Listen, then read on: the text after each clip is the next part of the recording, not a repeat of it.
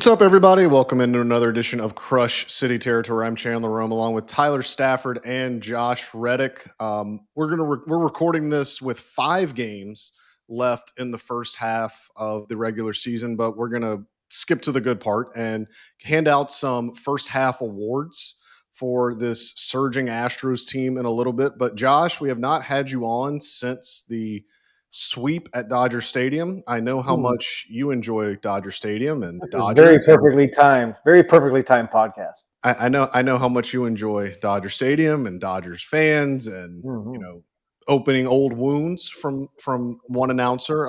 What was your overall takeaway from what the Astros did at Dodger Stadium this past weekend, sweeping them with a combined score of 29-6? I mean, if I'm going to leave out some expletives, but it was fantastic to watch and be able to witness that, and not only just that, giving them their butt whooping in the first one, that goes down in the record books for Dodgers as well. So that's something that they can always look back at, and they'll always have Astros next to it. So that'll be pretty great to have. But overall, when you look at everything, like Jose Altuve just overcoming everything thrown at him.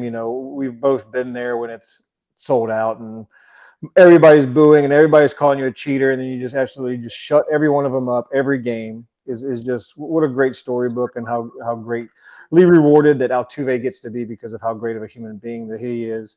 And then you follow it up, like Ken Rosenthal was fishing for everything to get out of Jose Altuve, and he just kept it completely professional, just being Jose Altuve. So overall, great, and and especially after the news of the Pena injury, and they went in there and just did it with even more impressive guys, just stepping up to the plate literally and getting it done. Sorry, Tyler, I took the first pun for you in this episode. You're stepping on my territory, man. What are you doing? And it's just the fan base, to be clear. Like when I played there, it was great. Everybody internal was great. But, when you're running out for your first home game after a big trade and you're getting booed by your home fans, it's pretty upsetting. And then you go and suck for 2 months. It doesn't help either. Josh, I don't want to bring up old wounds here, but did you hear what Orel Hershiser said on the broadcast? Oh yeah. It's like they almost know it's coming. Yeah, of course. There's always, if you're a Dodger base area, there's always going to be some dig at it to not give credit to the team for absolutely kicking their ASS. And I guess Orel is in his old age is forgotten what that's like. So, let him do what you got to do. You got to ease the pain somehow. You got to, put the Band-Aid over the wound, I guess, somehow. And if you're going to blame somebody else, then by all means, explain to me how a team would do that on the road. But Josh, I feel like we've asked you this before, but since you brought up Altuve, you were on the team obviously when you've seen him go into these ballparks and get booed, and does he thrive off of that? I know Ken asked him that question on the field, but I think it's a pertinent one. I think it's one like. Is that something that he thrives off of? He'll never probably say it publicly, but when you watch him, like, is that something that allows him to? Does he feed off of that? Does he feed off of other fans not liking him or showering him with invectives and abuse to kind of raise his game? Not that he needs to raise his game much, but does he feed off of that? I don't know if he does deep down, but he seems to when he steps in the box. I mean, there's always some kind of grudge that he seems to be holding. And I think you'd be inhuman if you didn't think deep down that I've got to literally do something to shut these guys up, and how great that would feel. Your focus gets a little more intense. You have more to block out, obviously, but I think he does. He'll never say it, even if he does and doesn't. But I think performance numbers show that, he does thrive off of that. And he likes the spotlight. He's always been a big spotlight player. Ever since this organization got really good. I mean, you've seen the postseason numbers. He's soon to probably be all-time postseason home run leader if he continues on his pace. So just shows how great of a player he is all around. It doesn't matter what's thrown at him, what's being, pushed his way. He's going to just walk through it, not let it bother him, and continue to hit the baseball and play well. Josh, I know you knew this already, but I had to Google Chandler's SAT word there. And invective, according to Merriam-Webster, means insulting or abusive language. I knew you were clocking that. I went to 1 year of junior college, so I was just playing along like I knew what it meant. But They don't teach English at Texas A&M. I was in the business school for a while. Not a lot of invective thrown around there. And then it has a second word here that I can't even pronounce. It's like, oh, if you don't want to use invective, use Vitriol. no, I know vitriol. Okay. Vituperation. Vituperation. Vituperation, because that's a Latin Sure. word. It's a Latin word. All right. Vituperative is a Latin word for Nerd. of course. I All mean, right. I have no idea what any of you two just said. I I devoted think when I went to junior college, I remember taking public speaking 101. Got 100 in badminton class. Nice. Yeah, and then your general obviously classes, but I think that's pretty much all I remember. Badminton, sneaky tough to play. It looks like you can just smack it every time, but it's a weird angle. I was in a class of like, I don't know, probably 15, 16 other kids, and by far easily the most athletic. I would hope so. 3 weeks in, I think we did like a singles and doubles tournament. And if you won the tournament, you got 100 in the class and didn't have to come back. Well, I single-handedly won the singles and the doubles tournament and never had to come back and got a classmate 100. So there you go. I'm glad you got a good education. Paid for too. It was paid for. Mm-hmm. There you go. And now you're using that public speaking class that you transition between them to the Red Sox. They taught me a lot. I made a C in public speaking at a Lee College summer course once, so I don't know that bodes well for me here. We can tell. Yeah. Speaking of people that did not make C's, let's give out some first half awards. I know there's 5 games. We're recording this before the Astros play the Guardians on Tuesday at Dyken Park. I may be putting the cart before the horse here. I don't think anything that happens in these next 5 games is going to change who is going to get any of these awards. So we're gonna do it quick, and we're gonna do it early, and we're going to give some first half awards. First off, first half MVP seems pretty obvious to me. Mine would be Jeremy Pena, but I would hear arguments for the other guy playing next to him on the left side of the infield, because he's been just as good. Oh man, Mauricio Dubon. Jeremy Pena has just been incredible. It's hard to talk about him right now, knowing that he's hurt. So you're just hoping that he can come back quickly and still be as effective. But I mean, he's on pace for a 7-8 win season. He's been incredible, and he's been very consistent as well. It's not like you've seen just crazy hot streaks and then he loses it for a while. It feels like you look up every game and it's the 7th inning and he's 2 for 3 already and driven in a run in a big spot, playing great defense. He's been a ton of fun to watch. I agree. You don't take anything away from Isak. I mean, he's having a great year, but I think the batting average plays a lot, defensive numbers. And unfortunately, the WAR, I'm not a big numbers, WAR guy, but, WAR plays into this situation when, before he went down, he was still at second in the league to Judge in WAR. So I think, when you talk about numbers like that, that number just stands out ridiculously. And what he's done in transition from, the last 2 years to now is just showing how good of a superstar that he really can be. I was talking to someone in the organization on the field before the game yesterday, and they said, concerning Paredes, they said it's so fulfilling to see someone that, like, because it's pretty clear they had targeted Isak Paredes way before they acquired him in the Tucker deal. He was a target during the last trade deadline when he was with the Rays.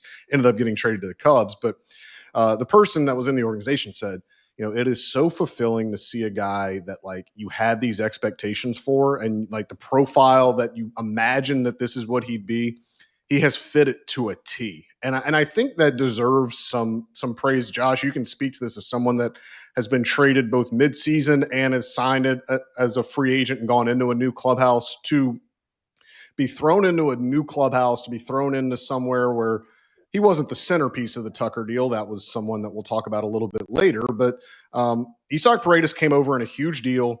Everything was all about, oh man, put him in Dyken Park, let him have the Crawford boxes. He's going to hit, 30, 35 home runs in that ballpark. And lo and behold, he's got 19 before the All-Star break. He's playing great defense. He's been as consistent and has posted every day. I mean, he is playing at the level that the Astros envisioned from not even just when they acquired him in the Tucker deal, what they thought he would have done if they had acquired him in 23. How difficult is that, Josh, to do that as an acquisition, a new guy in a clubhouse, still kind of feeling your way around and getting to know people?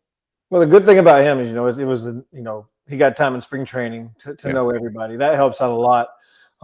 As much as people may not realize, you're spending all morning with these guys, you're having meetings, you're doing all kinds of things. So that helps out a lot to kind of get your feel for it. When the clubhouse atmosphere you go into obviously helps out a lot too. I mean, we've heard how great this clubhouse atmosphere is and has been for the better part of a decade. And, that makes it a whole lot easier when you're walking into a winning clubhouse, because everybody expects you to win and they just want you to jump on the back of that bicycle and just continue to do what you do. And, as the player, you try to figure out who it is. And, at that point you go in there and just got to remember, this is baseball. Like, ballpark's going to be different, but it's still the same baseball diamond. You're out there to do one job, and that's to try your hardest, try to win a baseball game. And at the end of the day, you assess that and hit reset button. But when you're a new guy and going into those winning type clubhouses, it definitely makes it easier. Now, when you're going to something like, my Oakland situation ended up being a winning clubhouse, but wasn't there when I got traded. When I got traded there, we were obviously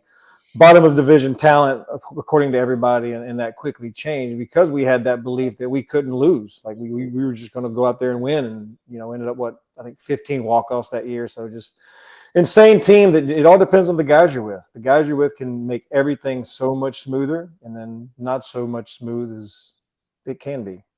He's also single-handedly feeding the city of Houston. Last night was the third time he's hit the foul pole. And I mean, we talked about it before the season. I feel like anytime a right-handed hitter signs in Houston, everybody's like, oh, he's going to hit so many home runs in the Crawford boxes. It's like, come on, man. It's not going to be that different. Turns out for Isaac Paredes specifically, he's living in the Crawford boxes. And, handed out nuggets to people. So a hometown hero for sure. It was weird because the last time he hit the pole, he hit it on a Saturday. And then they were like, oh, open your app the next day. It's like, you can't do anything the next day because Chick-fil-A is closed on Sundays. But they tailored their messaging, and he was back, and they were allowing it to happen on Monday. So good for Chick-fil-A, good for Isaac Paredes, who, like you said, is feeding the hungry fans of Houston. We will continue talking about other players who have earned first half awards right after this message from our friends at Foul Territory. AJ, we're in Vegas right now, and I have not had a lot of time to eat during the day. So no. What could we do? I would love a Huel right now. Vanilla Huel would go down perfectly because when I have to skip meals because I'm too busy doing what you do in Vegas, which is not eat, I need a quick replacement, and Huel is the perfect thing. I'm a chocolate guy myself. It's got the chocolate milkshake vibes to it.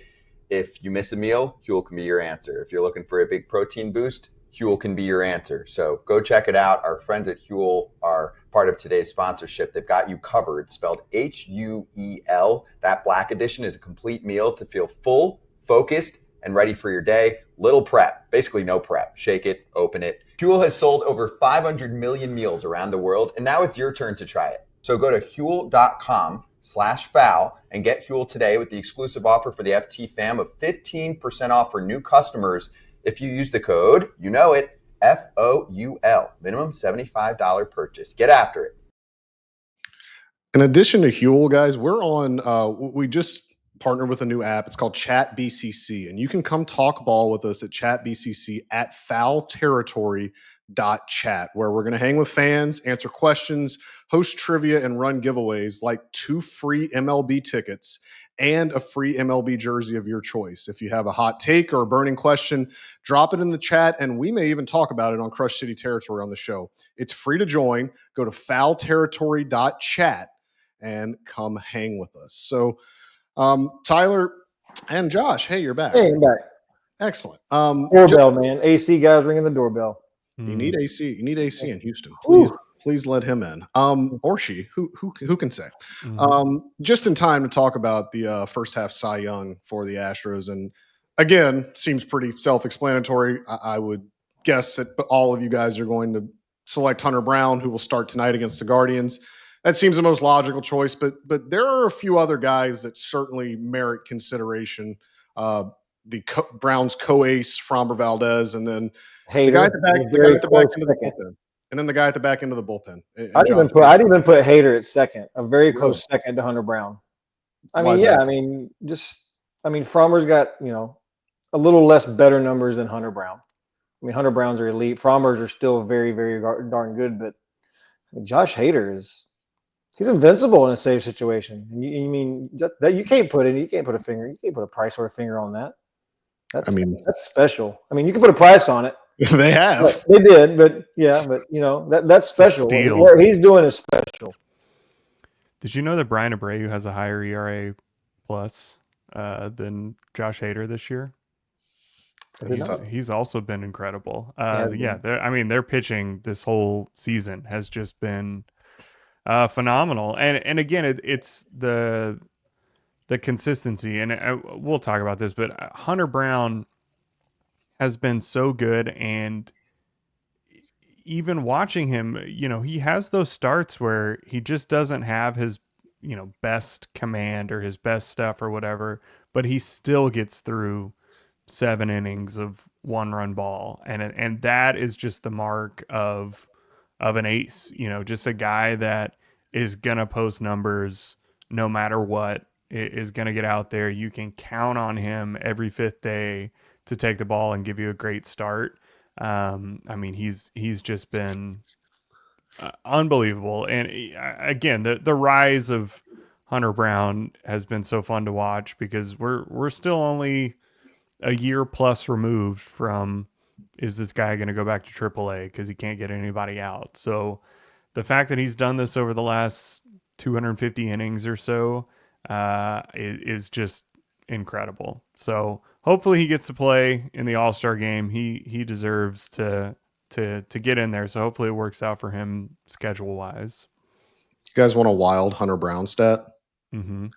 The so in his last 15 starts, his last 16 starts, excuse me, the Astros are 13-3. Mm-hmm. So that means they have won 13 of his last 16 starts. Of his last 2 losses, the last 2 times the Astros have lost when Hunter Brown took the mound, they scored 0 runs against Jacob deGrom in Arlington. It was the Hunter Brown, Jacob deGrom showdown, and they scored 0 runs. There's no shame in losing that game.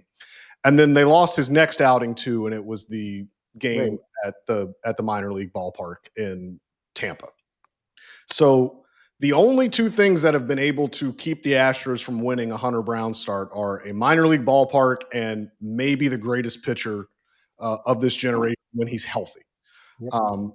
It's pretty incredible what he's done. And I need to look up the numbers on this, and I probably will tonight. It seems like when he pitches after a loss, like he's going to do tonight, like the Astros lost the opener against the Guardians last night, he's going to pitch tonight after a loss. Like Josh, there has to be no better feeling as a player. Like if you just lost a game, like it's like, all right, yeah, we lost. That sucks. But you look at your phone or something like, oh man, Hunter's pitching tomorrow. Like we're coming to the ballpark and we know we got a pretty darn good chance to win this ball game and get off the schneid a little bit. Oh my goodness. Yeah. I mean, reminisce of, the 2019 team, you had JV and Garrett Cole to do that for you. So having that guy just to be there on any loss is going to be a huge boost going home after that loss. Even like you push that loss behind you, go, man, we got the guy going tomorrow. We're going to get 7. Let's just go ahead and put up early and, give him a nice cruise control win. And then you can rest your legs because usually there's going to be some punch tickets in most of those games too. So he makes it a lot easier on you if you can make it a lot easier on him. That definitely helps everybody in the long run. But yeah, I think you come into the ballpark feeling really darn good about your chances. The Astros are 13-4 in Hunter Brown starts this year.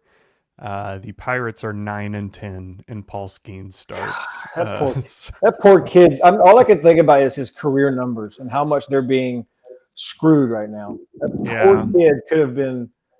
I mean, he still will be very, very good and have a lot of very, very lot of wins. And but he's going to lose at least 30 to 50 wins in this Pirates organization. He has a career 1.95 ERA and he is 15-10 in 42 starts. I mean, that's not fun. He's the new Jacob DeGrom. Or Felix back in the day where him too. he won the Cy Young with like a losing record or 11 whatever. and 13, I think his record was that year. Yeah. Speaking of Felix, Josh, we got to bring this up real quick. Bring it up. We'll take a break from the midseason awards. Let's look at an interesting tweet from former Red Sox executive Zach Scott that came out this week that involves Josh. I'll read it for those that are listening on Apple or Spotify.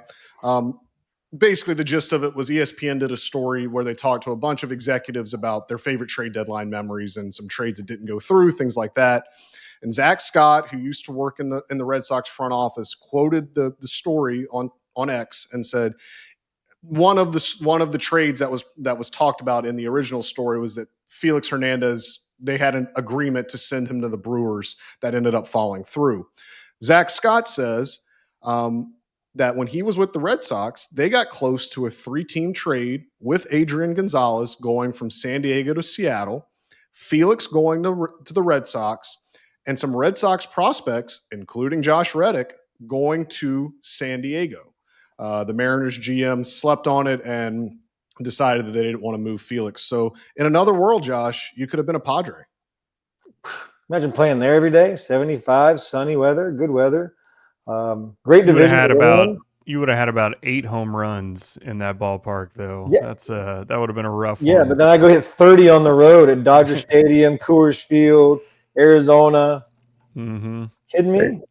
Take the day off against Kershaw. That was prime Kershaw. Daddy ain't playing against that. Nope. PCL might have been fun, though. Yeah, there you go. You would have been in a Felix Hernandez trade. Think about that. That would have been sick. Along with Justin Masterson. Justin Masterson was no joke of a prospect back in his day. There you go. Josh, I just pulled up your baseball reference page. Do you know what nicknames it has listed for you on there? There's multiple. I do know the first one is probably Mr. Irrelevant. Yeah. And maybe Red Dog. Yeah, there you go. I don't know that. DAWG. Did people call you Mr. Irrelevant? Springer came up with that nickname. Okay. So they didn't really call me that. It just became a funny story because I think it was like around All-Star time, and I was having a pretty good season. I was hitting 9th that year, so like I was the best 9-hole hitter in the league. Like I think I had the 3rd best numbers for right fielders or something. Like very good consideration for an All-Star game, and I didn't even get on it, obviously. George just goes, Red, look around the clubhouse. There's like 7 All-Stars. Look around the league. You're just irrelevant. Like, obviously joking, maybe. But, no, just joking around, and then it kind of stuck, and obviously Brantley jumped on board with that, and it kind of became a running joke. So it became my Players Weekend nickname. Yeah, I was about to say you did. For me to be funny and to continue it, so that's why it became a baseball reference. I love this. We should do a random red fact every day, every time. We do this. Like it seems like something always comes up. I love that. Yeah, I miss players. I miss the Players Weekend when you guys could choose what you could wear on your jerseys. That was the only like redeeming quality about Players Weekend. Everything else was trying to like do the weird uniforms and stuff. But I miss the nicknames on the back. I thought it was great minus the black and white uniform year. That was weird. That was weird. That felt like the old black and white cartoons of the triangle shaped guys, whatever they were called. I can't remember what they were called. That was so awful. Like the first year was great. Like even ours looked great. Like the dark blue with the Astros and orange and the orange sleeves. Like that was cool. And you could still do your name. Like just keep it simple. Remember when were you on the team when Dallas Keuchel wore David Bird on the back on the back? Yeah. And everyone thought it was Lil Dicky. Everyone thought it was the rapper. It turns out it was Tweety, the home clubhouse attendant at Dyken Park, and Dallas had to like do a whole scrum to explain it. It was hilarious. Yeah, that was funny. Wow. Tyler, what other awards we have? Yeah, Tyler, I'll give you the floor. Hold on, let me get prepared. You guys can set me up. I got to put my chain on. I'm about to say timeout. You text. You always stay strapped, but it ain't on until now. So. Well, no, I'm not gonna waste it for other people. I got to put it on whenever we start talking about the Rookie of the Year. Ryan Gusto. Mm-hmm. Or Colton Gordon. Certainly. Zach Short. Probably. Zach Short is not a rookie. No, he has rookie energy, so it counts. Cam Smith rules. I've never been wrong about anything. I'm gonna live forever. Cam Smith is awesome. He is so good. He's not just the Astros Rookie of the Year. I don't know if you saw, but like a couple of weeks ago, even when we pulled it up on the show, I think his odds were like plus 1,400 to win Rookie of the Year, and Jacob Wilson was like minus 500. So, you know, it's basically you're just burning money. And he is now at plus like 150. So he is right there with Jacob Wilson. He's Tyler. I can't bet on baseball, but thanks. well, you know, I'm helping you out. I can't either. I live in Texas, so we're all in the same boat here. But I legally can't, but go on. there you go.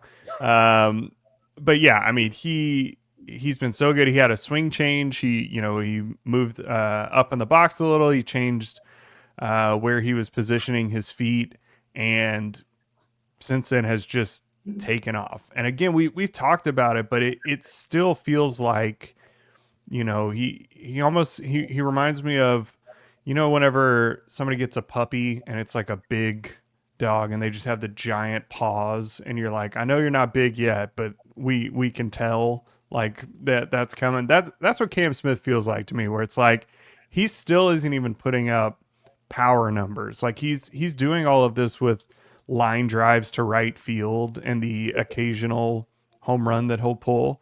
But I mean, the power is there. He's looked incredible in right field, which we talk about it all the time, and it still isn't talked about enough that he just magically decided to learn right field a month before the season started and is one of the better outfielders in baseball. I mean, it's incredible. There's no one who could have envisioned it going this well, this quickly, and just absolutely Rookie of the Year, and really has been holding down the middle of the lineup for the last month with the inconsistencies you've seen from Yiner and Christian Walker, and obviously Jordan not being there.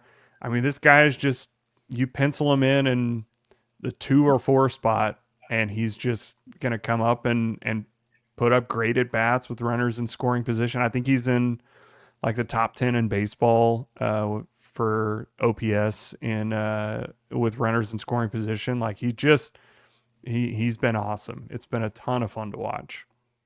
Josh, is that the next step in his game, is the more consistent power? Because obviously we've seen he can pepper up the middle into right field with line drives, and we've seen the approach with 2 strikes. It's gotten better. But, you know, he had a few pull side homers in the last homestand, obviously against the Cubs. But is that the next step for him offensively, is finding a more consistent power stroke and maybe staying up the middle, staying true to his approach, but being able to pull some pitches into the left center field gap for some extra bases? I think so. I mean, the consistency for him has been just steadily improving. So, I mean, who knows what we could be getting into here in the next month? Maybe he figures that out as well. But, you know, I think he's just got to – you get those one pitch in at bat where you can kind of let loose. You feel like you can let loose before you get to 2 strikes to kind of get your homer pitch. And then after that, you can go right back to what he's been doing. I feel like if maybe just something like that could be implemented, maybe, but, you know, he's still young, and if he's finding success in something, I don't think I would really worry about him changing that. That could be something he could focus on in the off season, I believe, because we know it's there. Right. You know, it's obviously there. So I just think if it stays off his mind, then I think he's going to be better for it going into this season, and then maybe work on that mental side of things and figure that out for next season. I just don't want him to try to see anything drastically change for him right now, because, like we said, he's doing a great job carrying the middle of this lineup without the power numbers, and he's driving in runs. Like you said, he's one of the best in baseball with runners in scoring position. So I'm not changing anything or worried about even talking about that right now. His last 50 games, first off, the Astros are 34-16 in those 50 games, but he is hitting .319 with an .832 OPS. He's just been one of the best players in baseball for the last 50 games. Crazy. Just keep shooting the fastball away, get a hanging off-speed pitch, hammer that thing over the fence. Nothing wrong with that approach. And that's what it's been, really. Like if it's all of his pull side power has been like on hanging breaking balls that he's gotten out in front on. And there's been some center cut fastballs that he's just timed up very well and gotten around and pulled it. But I mean, that's all. And again, that's what I meant when I asked if that's the next step in his game. Like, we're not looking at this from like an immediate, like next 2 months thing. You're looking at, I mean, you have 5 more years of this guy. I know that excites you, Tyler. You have 5 more years to watch Cam Smith and go to the zoo with him. But as this evolves for the next 5 years, you do wonder, like, the next step is probably untapping the power more. And it doesn't, like you said, Josh, it doesn't have to come this season. It can come next year and the year after, because they're doing pretty well right now with him staying inside of and staying in his approach and staying in that kind of up the middle to the right approach. Oh God, that's the only offense thing he has to work on is just being more consistent on power. I think the thing he focuses on this year is, which is crazy to talk about, becoming a better outfielder, because as great as he is, there could be, there's improvement that everybody can make. I mean, it doesn't matter if you're first year or 9-year vet, like there's always something to work on. So getting his little crow hop transition, transferring the baseball to get quicker throws, I think is something he can definitely get better at. Balls at the wall are something he's going to have to figure out, excuse me, just by repetition. I mean, getting those bounces and playing off of that and just kind of getting the ball in a little quicker off the wall. There's some games that I've covered on the pre and post game about getting the ball and then taking that step and throwing. Like his arm is mid-90s. Like he has plenty of arm strength to just grab that baseball with the bare hand and chunk it back in, especially with Pena. Pena's arm is very strong too. I don't think you worry about even getting the ball to somebody like Altuve, even Dubon, like you can get. Just throw it in there in that general area, let them adjust and get it in. That's your job as an outfielder. Get it in as quickly as possible and let them do the rest. So other than that, my man is set in the skill department. Did you know he batted 9th 10 games this year? Yeah, because there was a stretch where he was a rookie. Like, it's crazy. Like, but that's my point. Is like this might be the sign to send him down. Yeah. It's nuts. Absolutely. Like he's been so good. And one thing on him in the outfield, Josh, like there are some times, and again, this is we're talking more of like a career evolution here, not even more of an in-season thing, but like there are some times where like he sails the cutoff man. There are some times where I know they have to remind him, like, look, that runner at second base, we're in a 3-run game. That runner at second base doesn't matter. Like if you get a ball, throw it to second base to keep the trail runner from going an extra 90 feet. There's just things that in game he still has to be reminded of, or things that may speed up on him. But again, he is 22 years old playing a position that he had never played before March of this year. So if that's all they have to work with him on, like getting him experience of like, that's where you throw the ball in this situation, this runner doesn't matter. This run does matter. Like knowing how to hit the cutoff man. They've talked a lot about, and Josh, you maybe can speak more to this, but his throws tend to sail. He tends to throw a ton, like with a lot of carry, and they want more like low line drive throws straight to Dubon or Pena or whoever's the cutoff man, because if you sail the throw to the cutoff man, that just means extra movement for them. And it doesn't matter how strong their arm is. The relay throw is not going to be great. Yeah, that's important. I was always the guy who tried to be one step ahead of that, letting the tail runner not score in that situation. Is you can still come up firing, but you better fire it low, because you might get a little backdoor, outfield assist free out if he thinks you're trying to come up and throw that guy out. But you have to make sure you throw it nice and easy. But at the same time, this guy's learning, so it might be better for him to just come up nice and easy, get it back in. You don't have to throw the ball hard every time. Come up, work on just trying to hit your guy, and it's baseball. Just throw the baseball, right? It's easy. This game's easy. With runners in scoring position this year, he is hitting 368 with a 1,018 OPS. Insane. Like he's just. It doesn't make up for the overthrow of the cutoff man, Tyler. I think it makes it up a little bit. I think they're all right. Yeah, I'll take it. I mean, that's just something he can work on. Batting practice. He's overthrowing the dang league right now. Am I right? That he is. There it is. Josh, I know you love talking about WAR, but I have to update the people because there is draft pick compensation involved here. If Cam Smith wins Rookie of the Year, the Astros get a comp pick in next year's draft.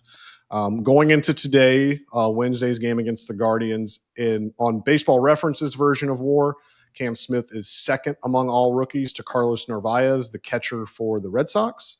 And then, according to Fangraph's version of the WAR, Cam Smith is third among all rookies, behind Jacob Wilson of the A's, who's going to start the All-Star game at shortstop, and Narvaez. So firmly in the running. Probably not there as the winner yet, but again, he'll have way more meaningful games than Jacob Wilson to get on people's radar. And then Narvaez with the Red Sox, he's been great all year, and he's going to play obviously meaningful games too. He plays a pretty important position at catcher too, so doing it as a catcher is obviously a feather in his cap. But yeah, Cam Smith certainly in the running, has really established himself as a legitimate American League Rookie of the Year candidate. He did win. Even maybe better than winning American League Rookie of the Year. He won Crush City territory first half. Astros Rookie of the Year, so congratulations to him. I think he deserves a chain. Look, I'll give mine away to one person and one person only. I feel like that'd be the one. Well, we'll give the last two awards of this first half right after another message from our friends at Foul Territory. Kratz, we talk about HelloFresh a lot, but in the same fam is another option for you if you're looking to go on your little wellness journey or you're very picky in terms of what you're looking for ingredients-wise. You can go Green Chef this summer. And I can heat and eat because this summer I've got like 3 days where I'm not doing anything. And I'm sure those are going to get scheduled with something. Let's give me something super quick that I can heat up. The whole family's eating healthy and they're full. Menus change weekly, 80-plus dietitian-approved weekly meal options. Green Chef makes it easy to find those meals to fit your lifestyle, so go check it out. FT Fam, there is an exclusive offer. Make this summer your healthiest yet with Green Chef. Head to greenchef.com/50territory and use code 50territory to get 50% off your first month, then 20% off for 2 months with free shipping. That's code 50territory at greenchef.com/50territory. So there are, I don't know how many qualified hitters there are in Major League Baseball. It's around 170. I just got it. 173 qualified hitters in Major League Baseball. None of them have had a higher increase in their batting average from last season to this season than Jake Meyers. Jake Meyers hit 219 last year. He is hitting 308 heading into today's game against the Guardians. There's only 2 of those 173 qualified hitters that have had a higher increase in their on-base percentage from 2024 to 2025. That's Will Smith and Maikel Garcia. Jake Meyers is third. He's increased his on-base percentage from 286 in 2024 to 369 this season. I think it goes without saying that Jake Meyers is the most improved player on the Astros team this first half. And I never thought I would say this in the preseason, and it kind of speaks to why he's going to get this award. Like, you really do ask yourself at points where the Astros would be without Jake Meyers. He has completely changed the dynamic of their lineup and helped them stay afloat as Diaz and Walker have scuffled, as Altuve's been streaky, and they've had injuries around the team. Just another guy who filled the middle of the hole sometime. Filled that middle of the lineup when they needed it to. He's been great in 2-hole before this, just bouncing. He's actually been great everywhere. Everywhere they bounce him around, whether he's, we remember a 3-week stretch where 7, 8, 9 was consistent of Jake Meyers, Cam Smith, and mostly Mauricio Dubon.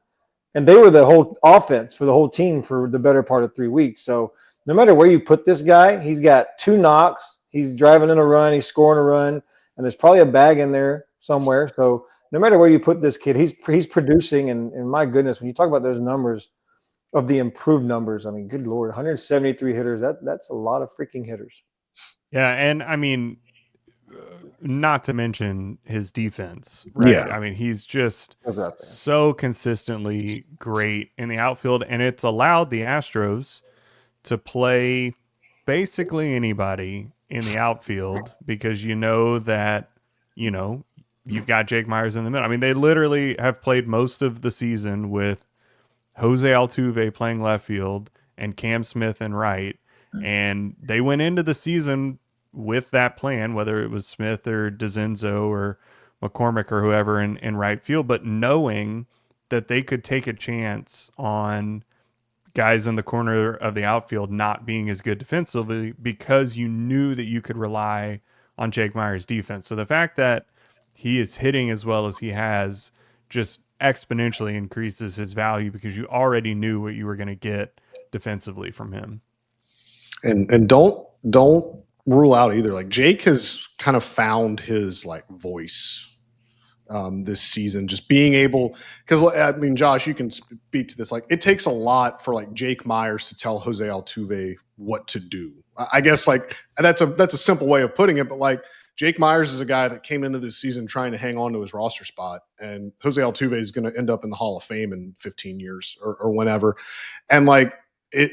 Jake Meyers is now helping Jose Altuve become a better outfielder, and that can be a daunting task for anyone, especially someone like Jake, who Jake's not the most vocal guy in the world. He is certainly not the guy that's going to, demand, attention or anything. Like, he's very soft spoken, likes to stay kind of out of the limelight, but to see him be able to have that comfort of helping out Altuve learn a new position, help out a prospect in Cam Smith, who, I mean, who knows? Like, there were points, we've said they're hitting the balls in center field. Like, Cam Smith could be taking Jake Meyers' job maybe like in a couple of years. Like, to have that selflessness, first of all, and then to have that confidence to be able to help both of these guys to learn the position for the betterment of the team. I think that speaks volumes to Jake Meyers as a teammate and a person as well.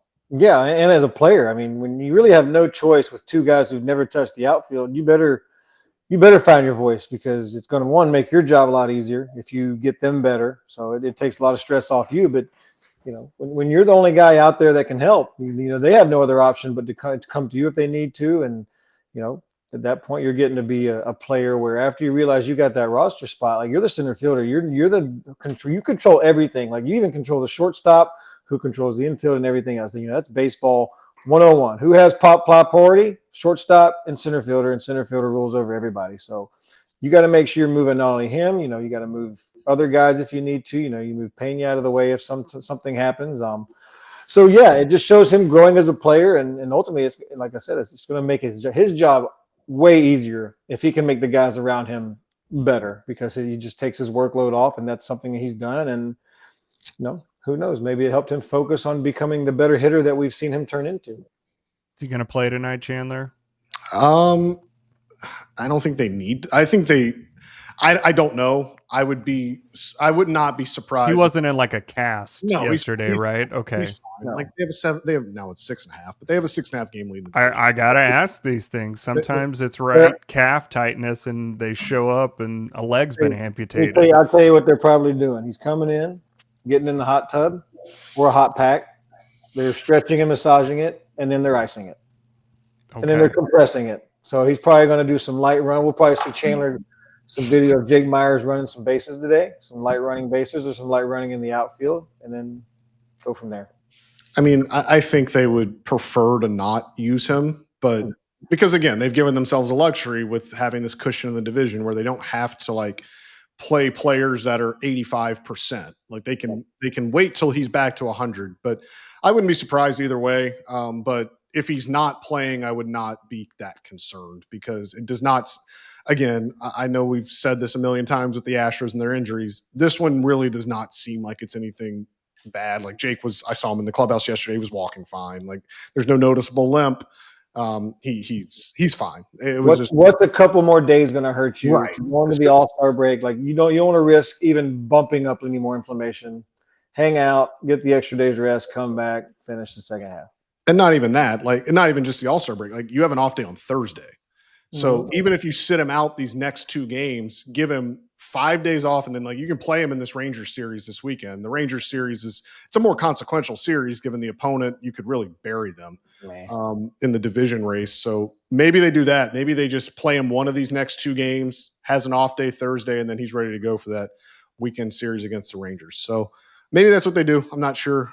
Last award, I changed it like on the fly because we originally had comeback player of the year, and like I mean, Lance McCullers would obviously get that award, but I think one that has maybe some more candidates and one that we can talk about is reliever of the year.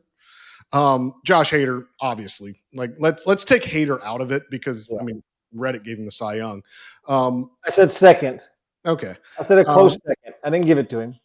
I mean, there could be so many different guys you could pick for this. I mean, Brian Abreu has been incredible as the setup man. He's got a higher ERA plus than Josh Hader, just as Tyler told us. Bennett Souza is now the 7th inning guy, and Dr. Souza is just crushing it out there. That guy is nails. I mean, I feel like you could give the reliever of the year to the bullpen. Just everyone. Relievers of the year. Yes, the whole bullpen turns into just a giant transformer of an incredible bullpen arm. Like we talked about it earlier in the year, but Power Ranger would be a better one. Power Ranger, yeah. What's it called when they look? I don't know. I wasn't some nerd.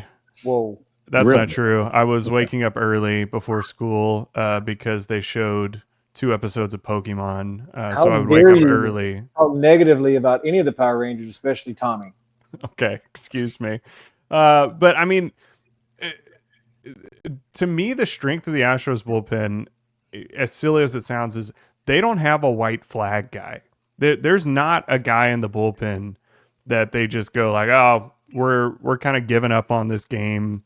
Put this guy in, save him for just games that don't matter. Like there's nobody in that bullpen that jogs out and you're just going.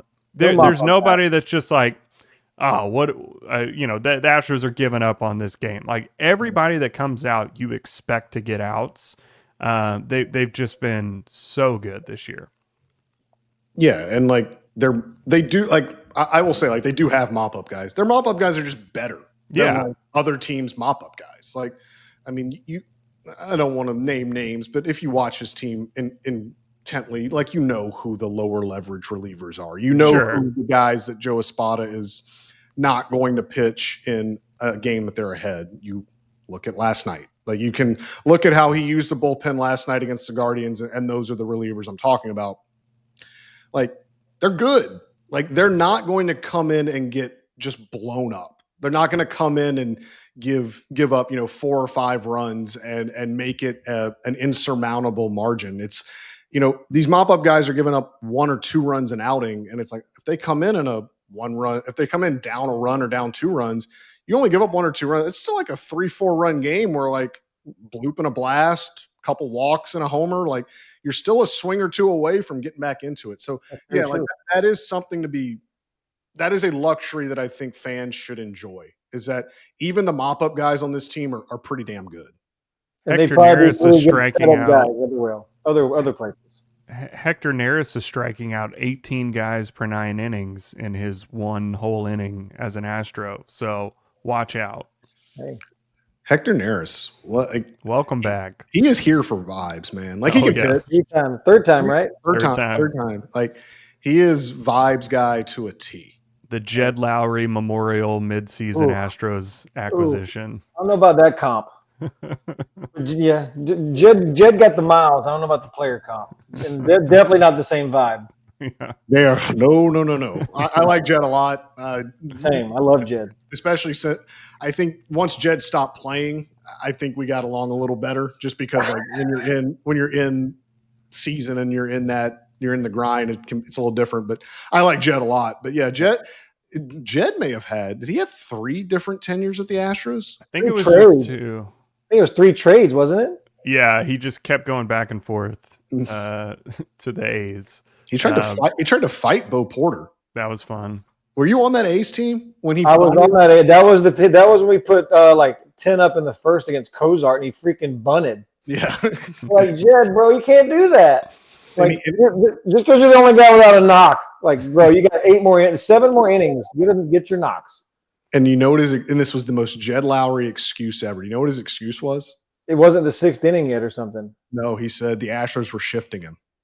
He said if they're allowed to shift, that rules. They were like, he was like, why am I not allowed to play the game if they're allowed to play the game when they're down 10 runs? Which I probably knew that at the time, and now that you think about it, like, yeah, you know what? He's absolutely right. Like, screw you. Why should I take a disadvantage? The numbers still count. Yeah. Why should I take that? Absolutely. Okay.